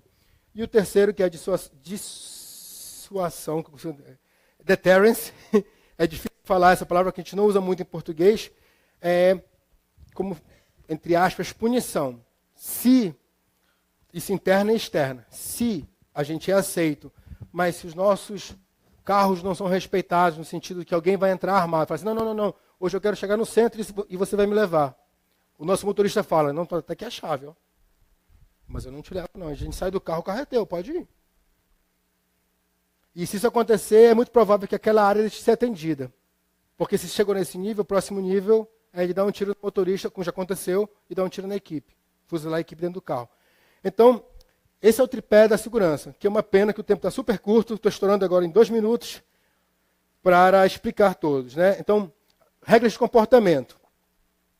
Você vai para um país árabe e aí você não pode usar saias ou camisas decotadas, você evita o toque, principalmente o toque feminino. Olá, como vai no ombro? Não existe isso no mundo árabe, mas no máximo aperto de mão, 2 beijinhos não existe. Talvez em Beirute, que é mais moderno, no Cairo, mas lá para a banda do Iraque, lá para dentro, isso não existe não. Ok? Comportamento, não vou beber álcool, vou comprar numa taberna, vou trazer num saco preto, vou levar para o meu quarto, botar na minha geladeira, quando eu quiser beber, eu vou levar para o meu quarto e vou beber. Eu sozinho, talvez eu vou chamar um amigo de MSF e nós vamos beber. A gente não vai sair na rua com uma garrafa de uísque ou de que seja embaixo do braço, porque é extremamente ofensivo. Vou convidar o meu motorista de Médicos Sem Fronteiras, que é nacional, porque ele talvez esteja louco para experimentar um álcool, mas a mulher dele vai dizer, esses expatriados, esses estrangeiros estão te corrompendo. Você está saindo da linha da nossa cultura. Então, tudo isso tem que ser, tudo isso aqui é explicado, tá, gente, no começo de missão. E aí eu já falei aqui da dissuasão, né, que é a suspensão ou a redução ou o fechamento total do projeto, quando, no caso do projeto, ou no caso do expatriado, a demissão ou a repatriação dele. Por que repatriação? Às vezes não foi ele que fez um projeto, sei lá, Maria se apaixonou pelo médico, aí ela está lá sonhando, aí os amigos de Maria acham que é o médico que está dando moral para ela, mas o médico não fez nada. Ela só se apaixonou com a pessoa. E falou, e comentou, e o médico está sob risco de ser assassinado, porque é uma desonra, e blá, blá, blá. Então, tira o médico do país e vamos botar uma médica agora, que é para acabar com essa história de apaixonar. Né? Então, assim vai. Vamos lá? Existe uma tabela, vou acelerar aqui um pouquinho. Existe uma tabela, é só um procedimento, não existe só esse, existem vários, é só para explicar, onde a gente tenta avaliar o risco, né? Se ele é para o grupo, se ele é individual, qual é o impacto desse risco no projeto, e aí a gente monta uma tabela de probabilidades e impactos. Bem parecida também que tem na administração. Se esse risco tal acontecer, qual é o impacto dele? Se eu for roubado, qual é o impacto? Baixo. Qual a probabilidade? Alta ou baixa? Vamos dizer, eu moro no Rio, né? Qual a probabilidade mais alta de eu ser assaltado do que aqui? Vamos dizer, assim, hipoteticamente falando. Mas qual é o impacto disso para um projeto? Nenhum. Você perdeu seu documento, perdeu a carteira. Não sei, se o grupo é atacado, se estão desejando os nossos carros, como aconteceu no país X, que os nossos carros são Land Cruisers, então os caras perceberam que podiam cortar ela da cabine para trás e meter metralhadora. Qual o risco? O risco é alto. E qual o impacto? É alto também. Quem a gente ajuda vai sofrer consequência de ser fuzilado, porque estão roubando nossos carros para colocar metralhadora. Então a gente tenta montar essa planilha é discutida entre os coordenadores e tenta duramente montar todos os cenários possíveis para você poder montar as respostas também. Okay? É dessa forma que a MSF tenta gerir os seus riscos. Qual é a dificuldade que a gente teve no Iraque, por exemplo? Montamos uma planilha de risco. A gente nunca pensou, por exemplo, que o Estado Islâmico ia entrar no Iraque. E entrou. E aí acaba todo o projeto, tem que sentar, fazer tudo de novo, suspende um pouquinho a atividade e tenta rever. Não, isso não é engessado, né? A MSF é dinâmico. A gente pode rever isso a qualquer momento. E aí eu já expliquei aqui do impacto, né? Como é que se atua dentro... Nossa, mexeram na minha apresentação. Como é que atua dentro da... Como é que a gente se relaciona quando eu falei do álcool, por exemplo? Álcool é um bom exemplo, né? No Brasil, álcool é uma coisa muito social. E aí, existe o contexto, religião, maturidade, fator cultural, fator motivacional, nível de conhecimento, valores pessoais, valores sociais.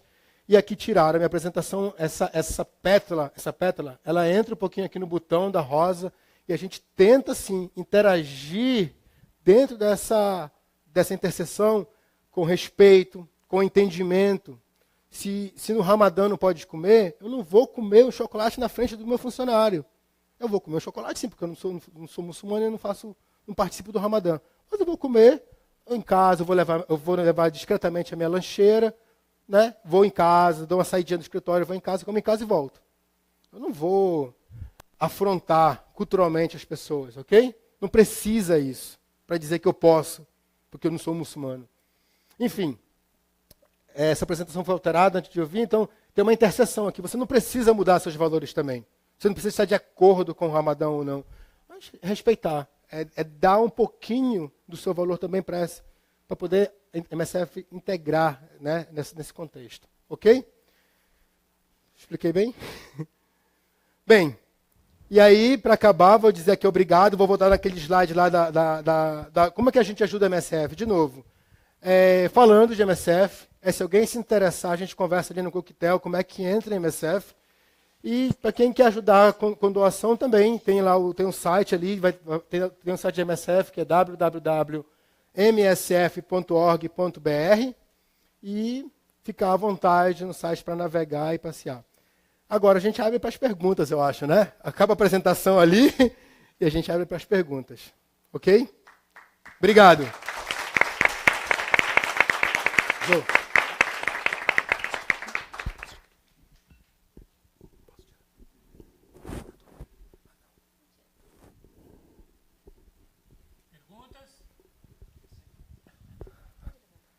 Vamos lá, por favor, aqui de segundo ali. Aqui primeiro? Tem o primeiro, segundo, terceiro. A minha pergunta pode parecer fora de propósito, mas porque a gente conhece um certo país que é tudo igual. Pois não. Mas você disse que os recursos não são institucionais, são mais de doadores, né? Por que não institucionais? Porque nesses governos, nesses países, os governos e governantes são riquíssimos e a população paupérrima, né? Por que não obter esses recursos? Primeiro, já existe, os próprios governos, né, já criam o braço de ajuda deles, né? Tem a secretaria de ajuda, tem alguns governos já têm até as próprias ONGs financeiras. ONG no sentido deturpado da palavra, que se é ONG não pode ser do governo, porque é uma organização não governamental. Já existem tais organizações, né? Elas já existem. Isso pegando o fundo institucional. A MSF não trabalha assim, de novo, porque ela acredita que ela não quer se atrelar a um doador que, por alguma discussão, na hora de montar um projeto, ele fala, mas eu não quero ajudar o B. O B, eu quero ajudar só o A. E aí ela vai contra aquele princípio lá no comecinho, que é da neutralidade. Né? A MSF é neutra. Ela não está ali para ajudar A ou B, ela está ali para levar a saúde às pessoas, independente do lado, da cor, da filiação política. E se a gente começa a aceitar, a MSF acredita nisso, que ela coloca em risco esse valor. Alguém vai chegar... Teve uma vez que alguém tentou... obviamente, eu nunca vou falar o nome das pessoas. Teve uma vez que alguém chegou para doar, não vou lembrar agora o valor, acho que eram 5 milhões de dólares. Uma boa doação. E vinha da Suíça para repatriar esse dinheiro. Isso foi ano retrasado. Deixa eu ver, eu saí ano passado. Talvez foi ano passado. E aí a gente, nossa, 5 milhões é muito bom, né? Mas quem é que vai doar? Aí o levanta, não, obrigado, a gente quer não. Porque tinha um atrelamento a um dos componentes que a MSF não quer ter, seja ele político, racial, partidário, enfim. Se essa pessoa doa, lá na frente vai falar, não, mas eu ajudo a MSF, eu doei e a MSF prefere evitar. É melhor juntar 5 milhões de 10 em 10, que aí você não se amarra com ninguém, do que com alguém e isso riscar a imagem de MSF que eu estou nesse mundo humanitário há 97 para cá, são 20 anos, né? Até erraram, botaram 12 aqui, são 15 agora. Não, são 15, não são 12 mesmo, porque eu dei um break de 5 anos. Então, a imagem de MSF, não quer dizer que não tenha expatriado, que não tenha acontecido alguma coisa, né? Mas a imagem de MSF é um grande visita de MSF. A imagem é extremamente respeitosa. Já teve caso de eu estar em conflito, não sei se aqui já esteve numa área de conflito, escutando tiro, e a gente ficou nervoso, aí os caras suspenderam o tiro, veio um moleque e falou assim, ó, mandaram vocês sair que eles querem continuar. Então vamos sair e deixa o pau quebrar. Porque não é o nosso papel interromper a briga. Né? Não é esse. Nosso papel é pegar os feridos da briga e ajudar a ter vida. Não é aconselhar, olha, eu acho que você devia sair dessa briga. Se a gente fizer isso, a gente está colocando em risco todo o projeto, porque alguém vai entender, ó, está tirando nossos soldados. Então, é por isso, mais ou menos. Não sei se eu respondi a sua pergunta. Obrigado pela pergunta. Sempre tem. Sempre tem. Aqui é para incentivar ó, as perguntas. Eu não trouxe muito. Opa, perdão. Vamos lá, segundo. Tem que ter gente gravando para escutar também na gravação. Olá, boa noite a todos. Bom, muito boa a sua apresentação. Parabéns. Obrigado. Bem ilustrativo mesmo. Bom, dentro dessa atuação que vocês têm nos lugares e olhando aquele triângulo, né, de aceitação, comportamento, persuasão, e tal, etc., vocês têm a ajuda de outros órgãos internacionais para poder conseguir eventuais acessos a alguns lugares ou até um suporte mesmo, né, de algum tipo material ou humano? Eu vou falar dois momentos, né? Esse momento da negociação, não. Esse momento da negociação é somente MSF. É o seu coordenador de projeto, é o seu chefe de missão, que tem esse papel diplomático de sentar e negociar o acesso. Nesse momento, não tem. É MSF mesmo, a gente se propõe a ajudar e a gente fala, olha, a gente vai te ajudar. Se for um conflito, por exemplo, vamos falar de conflito agora, que é mais gostoso. Eu te ajudo, mas eu também vou ajudar ao lado deles. Já deixo isso muito claro. Mas, em algumas emergências, vou citar, por exemplo, Malawi 2015, enchente que desviou um leito de um rio. Imagine essa força da natureza. E alagou o Malawi. E teve cólera, e teve gente ilhada, e teve gente afogada que morreu, muitas pessoas. Nós não tínhamos, por exemplo, poderíamos pagar helicóptero, mas a Unicef estava lá e ela falava assim, não, mas eu também vou voar para ali. Então a gente falava, eu posso colocar os meus kits cólera, a minha bomba, o meu perfurador de poço, minhas tendas, no seu helicóptero? Pode. É uma área de conflito? Não é uma área de conflito, é uma área de ajuda por causa de um desastre natural. Então, a gente disse, nesse momento a gente pode ir junto.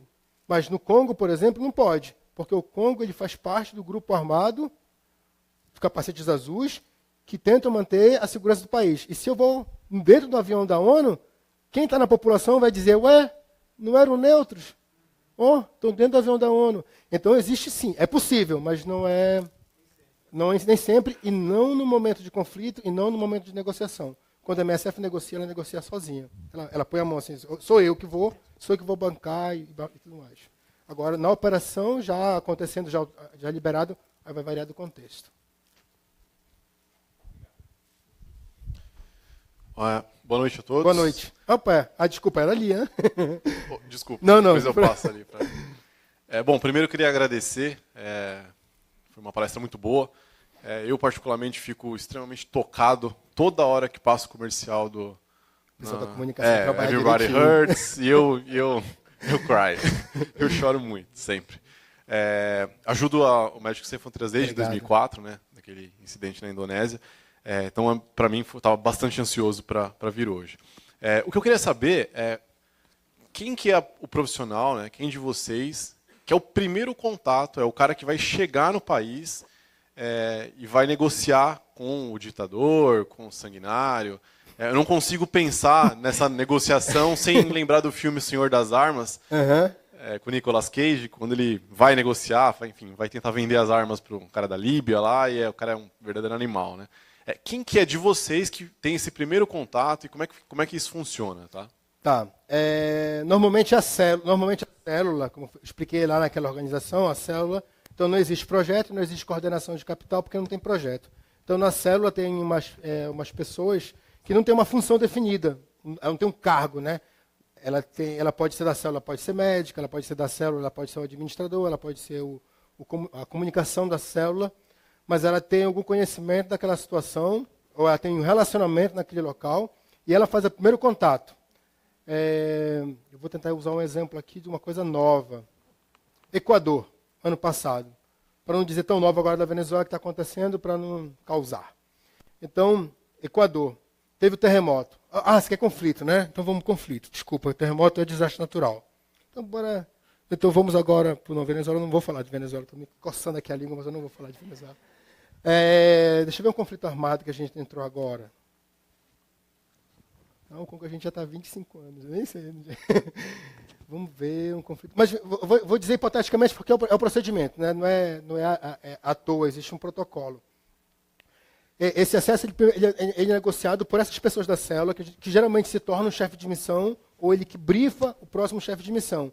Ele faz o contato, nunca vai ser com o presidente do país, isso nunca vai existir, né? Tu nunca vai contactar o ditador diretamente, essas coisas não existem na vida real, você sempre contrata um ministro, um secretário, vou contar do Estado Islâmico. Isso é legal porque eu estava lá, eu participei e tem uns 3 anos. Quando o MSF estava no Iraque, está no Iraque até hoje, o Estado Islâmico entrou e saiu arrebatando as áreas sunitas do país, porque são sunitas, e obviamente a população sunita ficou muito contente com a entrada do Estado Islâmico, e receberam de palmas e tudo mais, e a gente saiu. Porque não tinha negociação, saiu. Abandonou o hospital, abandonou o material médico, tudo que tinha lá e saiu. Depois de um certo tempo, o chefe de missão, já estava lá, o chefe de missão do país, um italiano, fez uma reunião comigo, por causa de segurança, e falou, recebemos uma demanda de um médico que trabalhou conosco naquela região e hoje é secretário do Estado Islâmico. E falou que quer fazer uma reunião para que a gente atue dentro da área onde eles dominam. É legal. Quando vai ser a reunião? Como é que vai ser? A reunião vai ser tal dia. Acontece a reunião. Qual é o resultado da reunião? O resultado é que nós não vamos entrar. Por quê? Houve uma discussão, né, uma conversa, e o Estado Islâmico colocou da seguinte maneira. Vocês são neutros mesmo? Porque vocês só estão do lado xiita. E do nosso lado? A nossa população não merece atenção de Médicos Sem Fronteiras? Não merece. Merece total. E aí a discussão correu, e aí chegou a vez de MSF falar.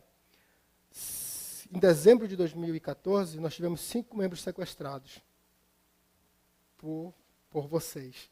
Ninguém morreu, ficaram 3 meses sequestrados, foram todos liberados. Qual a garantia que eu tenho que ninguém vai ser sequestrado? Eu lhe dou a garantia, não, que você está me dando eu sei, mas acima de você, quando mandar sequestrar, vai sequestrar? Aí vai. Então eu não entro. É uma conversa muito honesta, e poderia mentir. E aí cabe ao chefe de missão acreditar ou não. Mas essa conversa, todo mundo aqui é negociador, né? Ninguém aqui mais é universitário de administração, já está lá na frente. Então, você sabe quando você negocia, e se ele diz que sim, você não vai meter o time no outro dia. Você vai continuar negociando. Talvez você mexa um carro. Então, vamos reabilitar um centro de saúde primeiro, para a gente ver? Né? É essa interação do dia a dia que vai dizer. Nunca é overnight, da noite para o dia que você vai tomar uma decisão dessa. Não sei se eu respondi. Isso aqui, acabou as lanternas, isso aqui é um cordel que foi feito lá em Recife, numa apresentação que vai ter em Salvador agora, por um artista regional. Uma pequena lembrança de MSF. Nós vamos ter só mais essa questão, tá? Por questão de tempo. A gente pode depois continuar, a gente cata ele lá no coquetel e aproveita para dar uma... exatamente, dar uma exprimida nele. Luiz Otávio, Opa. Parabéns, apresentação fantástica. Obrigado. E eu acho que o trabalho mais fantástico ainda. A gente, como disse o colega ali, acho que todos nos emocionamos, especialmente um dos últimos filmes que acho que vocês veicularam, aquele em que as pessoas começam com um ar muito tristonho, e à medida em que o desenrolar do filme vai acontecendo, a gente vê a transformação e, no final, a gente nota que aquele sentimento de vitória, das pessoas sorrindo. Mas eu queria falar um pouquinho da parte administrativa da organização, porque, num determinado momento, você colocou um slide dizendo que 13% dos recursos dos Médicos Sem Fronteiras são gastos com captação, novas captações. Não, dentro desses 13% está também captação. Ok. E também, eu não sei se entendi errado, num determinado momento você falou que vocês não têm muitos indicadores de desempenho. Eu não sei se isso eu interpretei corretamente. Não, mas é isso, né? Eu queria entender só se, assim, do ponto de vista das pessoas que fazem a doação, mesmo que sejam aqueles doadores que pulverizam muito, são muitos doadores doando lá seus $10 ao mês. Existe algum tipo de auditoria de contas? Como é que é feito isso? Se são auditores independentes? Eu queria só citar um exemplo pessoal, né? Eu também pertenço a uma organização aqui do Brasil chamada Amigos do Bem, e a nossa organização tem se aproximado muito de determinados candidatos a doadores que requerem da gente exatamente essa auditoria independente, e a gente, inclusive, está sendo auditado mesmo pela UI, né, pela antiga Ernst Young. Como é que é feito isso lá no MSF? Tá, obrigado, maravilhosa essa pergunta. Por exemplo, no Brasil, aqui eu mostrei Brasil, né? No Brasil, por exemplo, nós somos um movimento associativo, esse é o nosso caráter jurídico, um movimento associativo, nós temos associados, existem nossas regras de associação, e os doadores que não são associados, né, eles doam por vontade própria. E existe uma assembleia geral pelos associados, que são funcionários e expatriados, né, que já trabalharam no campo e podem se associar, ou ex-expatriados ou ex-funcionários, que fazem parte dessa associação Médicos Sem Fronteiras Brasil. Uma vez por ano, nós somos auditados pela KPMG, no caso do Brasil, tá? Não cada país tem seus auditores independentes. Essa auditoria ela é paga por Bruxelas, que é, no caso, vamos dizer, o olheiro operacional do Brasil, porque cada país ele se distribui. Por exemplo, México é a Suíça, Estados Unidos é a França, porque eles não são operacionais, eles têm o mesmo objetivo, captar recursos humanos e financeiros, né? Então, o olheiro, a seção que faz essa supervisão desse escritório parceiro, paga uma auditoria independente, fala assim, olha, eu quero que você vá auditar esse nosso escritório, e aí ele coloca, como cliente, ele coloca os pontos que ele quer. Eu quero que você foque mais nisso, doação, compliance, enfim. Nós somos sim auditados uma vez por mês. Temos um relatório, esse relatório ele é apresentado antes da Assembleia Geral, para que todos os associados, obviamente interessados em ler, leia e questione, e na Assembleia Geral é aberto um momento de votação e questionamento desse relatório. Só para responder essa pergunta. Todo ano. Tá ok? Deixa eu deixar aqui o cordel. Obrigado. Bom, nós estamos no nosso tempo, então nós vamos encerrar por aqui, pelo menos a parte formal. Convido todos para ir lá. Antes disso, apenas, em primeiro lugar, um agradecimento ao Luiz Otávio pela vinda aqui, pela presença. Eu acho que foi muito bom, acho que todos nós gostamos muito e certamente teremos outras oportunidades de conversar com você em outros momentos. Antes também de encerrar, gostaria muito de agradecer ao nosso apoio técnico, toda a equipe. Se as coisas funcionam como funcionam, é graças ao pessoal que não aparece, mas que dá seu suporte, a Mona do Marketing, que nos ajudou imensamente para que as coisas pudessem caminhar. Não deixe de preencher suas avaliações. E, por último, uma mensagem. Enquanto você falava, uma hora que você exibiu, acho que o slide, eu me lembrei de um poema do John Donne, muito famoso, né, que abre um livro do Ernest Hemingway, que dizia, se a Europa, se um pedaço da Europa cai no mar, num promontório da Europa, a Europa fica diminuída, ela perde um pedaço. Da mesma forma, se um homem morre, eu morro um pouco com ele. Então, o João Dória dizia, então não pergunte quando os sinos dobram, por quem eles dobram. Eles dobram por mim. Eu não sei o que cada um de vocês faz. Eu não sei o que cada um de vocês, além da sua atividade profissional, faz. Mas a gente viu o exemplo de pessoas que podem ajudar das mais variadas maneiras. Governos hoje não podem fazer tudo. Empresas muitas vezes estão preocupadas apenas com os seus lucros. Nós, como sociedade, podemos fazer muito. Não importa o quê. Importa que façamos alguma coisa. Que não achemos que o problema não é nosso. O problema é nosso, sim.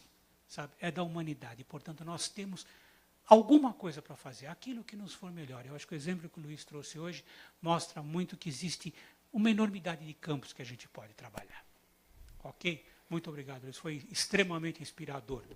E eu convido vocês a gente a continuar o papo aqui ao lado, pelo menos comendo alguma coisinha e batendo papo e tomando alguma coisa junto. Ok? Oi?